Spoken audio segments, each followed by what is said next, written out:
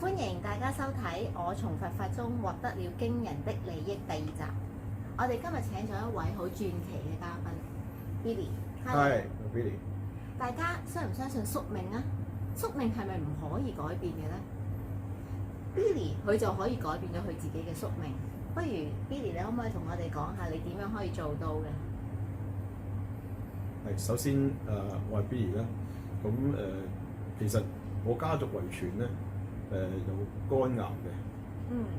咁就點解會知道咧？就係話因為我爸爸咧嘅兄弟咧就個個都係喺40零歲咧就離世㗎啦。咁當時我哋都唔知道係咩事咁直至到咧我爸爸喺40幾歲嗰陣時輪到佢就相繼離世。咁好奇怪啦！咁點解會個個兄弟都係咁樣咧？咁變咗我哋就去呢一個醫院嗰度去即刻去 check 啦。check 嗰陣時就發現咗原來我哋冚唪唥都係有呢個遺傳基因，就話係肝癌嘅。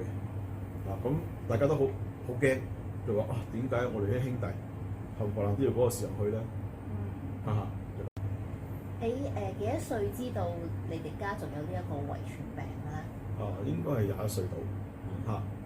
當時21歲啦，人生啱開始，你就知道有呢一個遺傳病，又好似一個魔咒咁樣，令到你哋家族喺50歲之前就會過身嘅。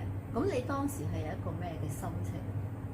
當時其實個醫生咧就有呢一個同我講，我唔知佢係想安慰我點樣啦。咁佢就話因為你哋發病率咧就通常喺40幾歲至50歲嘅。咁佢就話仲有十幾20年咁樣。咁醫學昌明，咁應該咧會有突破嘅咁多年後。即係你好僥倖嘅心，係就諗住到時應該有。係啦，咁依然就係話咁多時間，我梗係吃喝玩樂照舊啦。係。咁你就一路都係吃喝玩樂咁樣生活啦。咁亦都係恆常檢查嘅有恆常檢查。係啦，冇錯。咁你幾時開始發現自己有病啊？到我48歲。48歲。係恆常檢查嗰陣時，就發現咗有呢個肝 cancer 嘅。咁你當時點樣諗咧？48歲，好似仲有2年就到50歲啦。係咁當時咧就係話，好似恆常檢查咧就發現得早。咁就仲係好細個 cancer 好細嘅。咁應該話係好彩啦。咁醫生就同我講話你早期咁應該係可以切割咗佢嘅。咁亦都係希望唔好再即係擴散啦。咁就一下子就幫我切咗1半嘅肝。醫生有冇講話你嗰時有冇話剩翻幾多年啊？冇㗎，呢樣冇㗎。咁我諗住切咗個肝，我就可以好開心啦。切咗半肝，咁唔會都發咗啦，要發咗啦。咁以為好開心，以為可以大步冷過啦。咁當時做完手術啦，康復咗啦，咁你之後又點樣咧？咁好奇怪就係話咁好開心啦，過咗又以為過咗啦咁樣。咁到1年後。到49歲啦，突然間又話恆常檢查又是發現又有呢個肝 cancer， 又再發現，係啦，過咗1年之後，冇錯啦。咁當時就係最慘就係因為上一次第一次啦，就割咗個肝一半。咁醫生話一定要有3份一個肝，人有3份一個肝先至可以生存嘅。咁唔可以再即係大幅咁割啦。咁就要1忽咁割。咁1忽咁割，咁就第2次都照做。係啊，即係同樣係喺個位置度，一樣係咁開晒個肚咁樣就割咗忽肝出嚟。咁就第2次好似係2年之內做2次手術，其實你個人嗰時嗰個身體狀況係因為肯定係㗎啦，即係第1次咧就會好快康復，第2次咧就好即係要真係起唔翻身，要起碼幾日先至可以落到床。因為醫生話原來你臥病在床咧，連個肺都會有發生肺炎嘅。咁當時我就即刻有已經肺炎開始啦。咁我就好忍痛忍住痛，夾硬落床。咁你當時用咗幾耐嘅時間去好翻？應該係時間應該唔耐，但係話落床嗰下咧就係比第一次係耐，因為第一次我第2日咧已經落床可以。第二次咧，我係去到3日後先至可以夾硬落床。係啊，要逼自己。咁當時你嗰刻嘅心情係點樣諗？因為又再發病啦。係因為嗰時個心情真係好差啦。係因為覺得係好似1年1次咁，我哋個好似魔咒咁樣啦，大限好似50歲，咁49歲又發生，咁50歲會唔會真係過唔到咧？我都好係啊，好嗰時好 down。咁你生活上有冇咩轉變咧？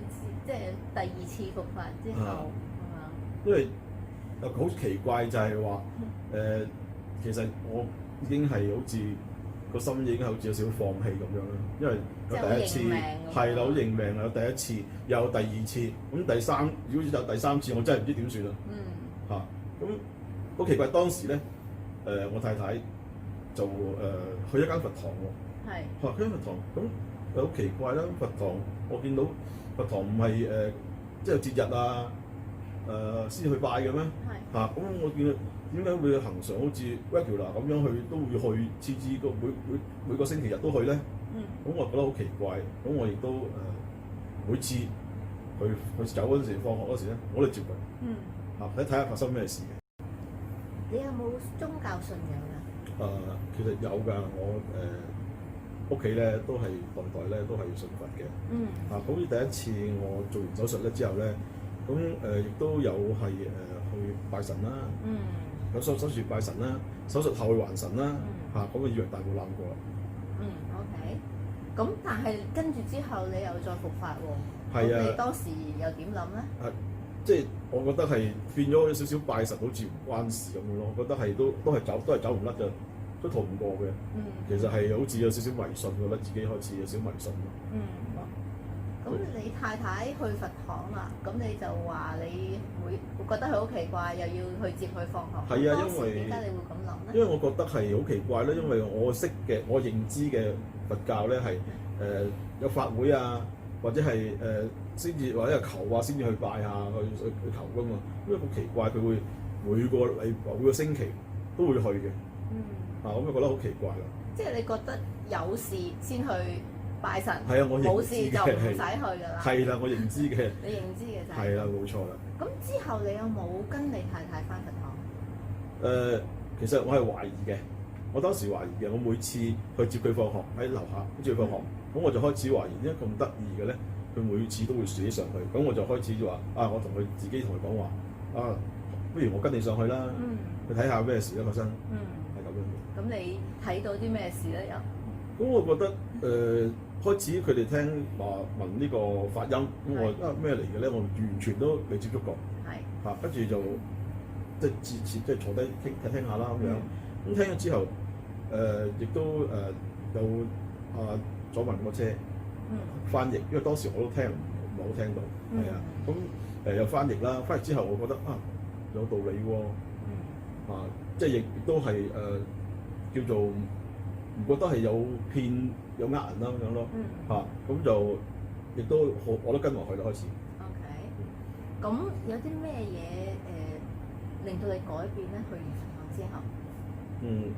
其實真係機緣巧合啦。咁我去咗我諗係好短時間，好短時間。咁跟住就係話佢突然間話去美國喎，去拜見佛陀師傅喎。咁我咩嚟嘅咧？咁我抱住一個懷疑，就係話去喎，咁我哋都去咯。去睇下咩發生咩事啦咁樣，而且又有時間有病。咁樣係咯，啱復完冇幾耐，咁咪去咯，去睇下咩事咯。OK，咁你就跟咗大隊去美國啦。係啦，冇錯。咁你去到美國之後發生咗啲咩事？去到美國真係我人生嘅轉捩點。轉捩點即係有一個好重大嘅改變。係啊。咁有啲咩嘢發生咗，令到你有呢個改變？係首先去到美國啦，我哋參加一個大嘅法會。跟住就求見到佛陀師傅。咁當時咧。就見到，居然我見到係天降甘露。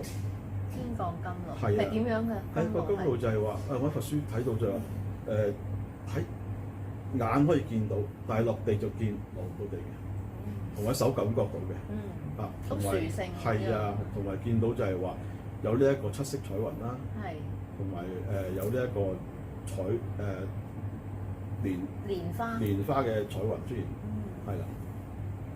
咁真係好殊勝喎嗰樣嘢。咁你見到之後，你當時有咩嘅感受咧？見到啲咁殊勝嘅，即係當時我自然覺得係我毛管都凍埋，因為我覺得係呢個世界上係冇人可以做得到嘅，只有佛陀師傅先至可以做得到。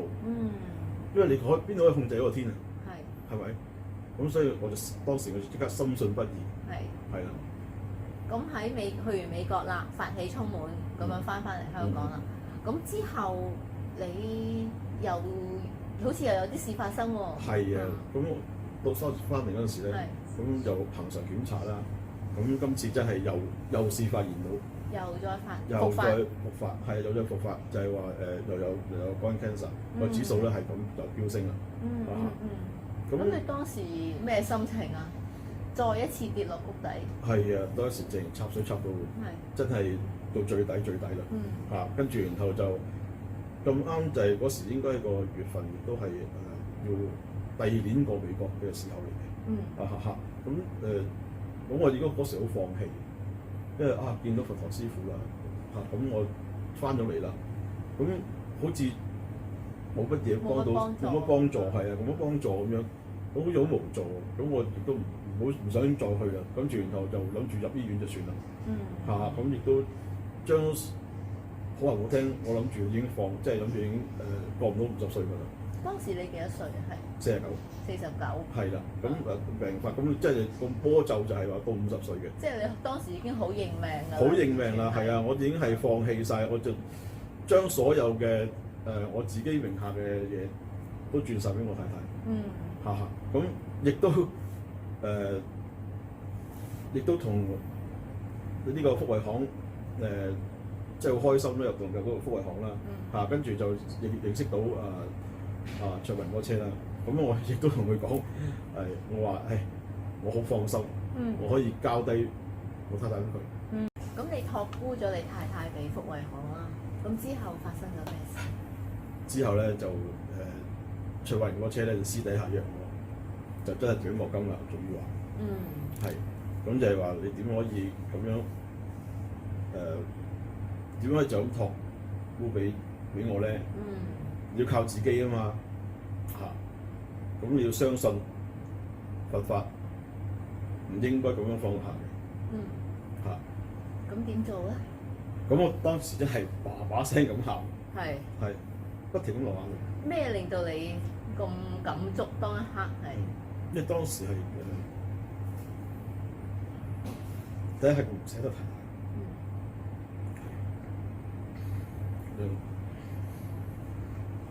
第二就係sorry，第二就係呢個卓雲嗰車係留得我唔啱嘅，我唔應該走過去，唔應該放棄，係冇錯。咁佢鬧我之後咧，咁我就應承咗佢，一定去美國。再去過美國。係冇錯。咁今次去美國之後，你發生咗咩事？今次過咧就有幸啦，就可以見到羅師傅。今次係單獨見到佢。係單獨要見到，上少少我哋嘅。咁卓雲嗰車亦都講咗，我自己亦都同羅師傅講咗，我而家係六安樂嘅復發啦，已經係第3次。咁羅師傅就係個好大啲強心針俾我，就係話冇嘅，佢話你冇事嘅，你冇事嘅，你翻去睇醫生啦，咁樣講。咁我就好大啲強心針打落去，我心裏邊。咁到我翻嚟香港啦，翻嚟之後，咁我去睇醫生。咁睇醫生之後咧，個報告出咗啦，就係話好奇怪，你係有呢個 cancer，係有肝 cancer。咁你都知道上啱啱講完啦，就係人有三種嘅肝先至可以生存。咁我已經講咗2次。即係唔可以再割。唔可以再割啦。咁佢好奇怪就係、今次好奇怪，就係話你可以做呢一個微創喎。今次生得好細，就而且後邊可以做微創就可以即係可以淨係用燒溶嘅方法就辣死嗰個腫瘤。咁當時我即刻梗係照做啦，因為唔想佢再即係個擴大，因為佢肝咧係會好快咁樣會發大嘅啲腫瘤。咁我就馬上做啦。咁今次真係係叫做最唔痛，而且係最快復原係嘅一次嚟嘅。咁就係咁樣